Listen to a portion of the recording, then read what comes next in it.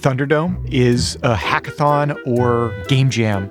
At the time the first Thunderdome happened, ARAM was already a thing built by our community, and it was something that dozens of rioters were playing every day. We loved playing with the house rules of only going down mid lane in Summoner's Rift, but ARAM as a custom game had some problems.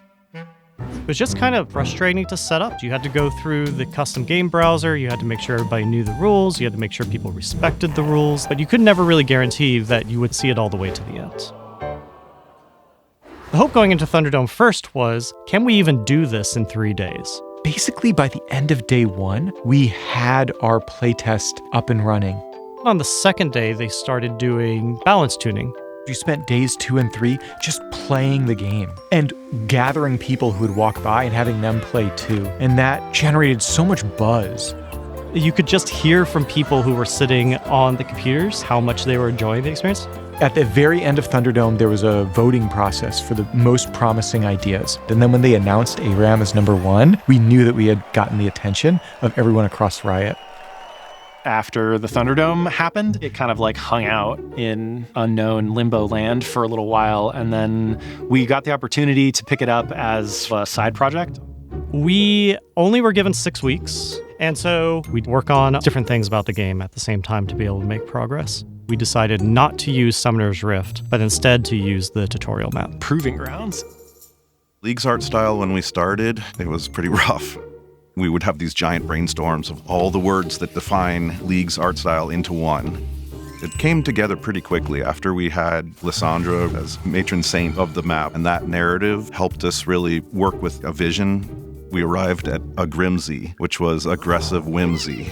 At that point, our concept lead, doing some random sketches on his desk of this ball of fluff that was kind of round, mostly a mouth, with a heart on its belly. People really liked this little creature.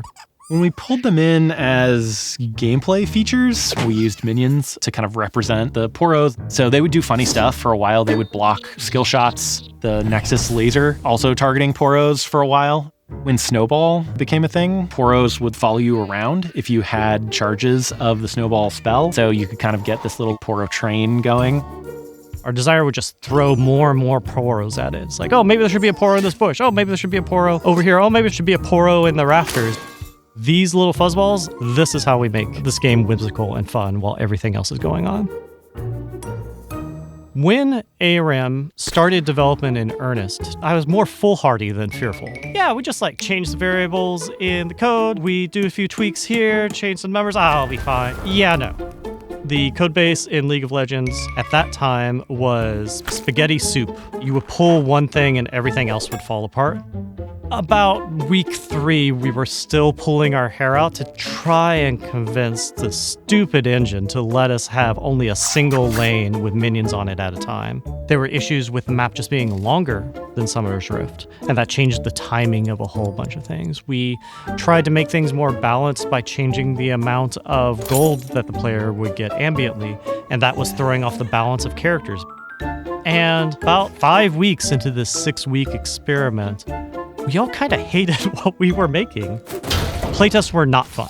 We couldn't figure out what was going on. And I remember on a Tuesday night, we went in and it was like, well, I don't know, let's drop the death timer by 2 seconds at every level. And it was like flicking a light switch.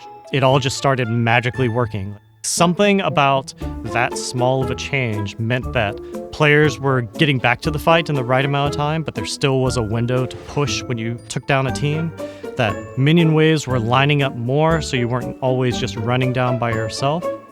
I've never in my entire development experience seen a single number change of such a small amount have such a big impact. We did a playtest the next day just in case we were on crazy pills, and it was still fun. For that last 4 or 5 days, we just burned down as many bugs in the game that we could and got it in a place we could ship to players. Players were surprised. It was kind of just shadow dropped in the patch. We didn't even refer to it as ARAM at the point. We weren't sure what to call it because we didn't want to call it the Proving Grounds anymore, but we did end up calling it the Murder Bridge for internal playtests. It just stuck.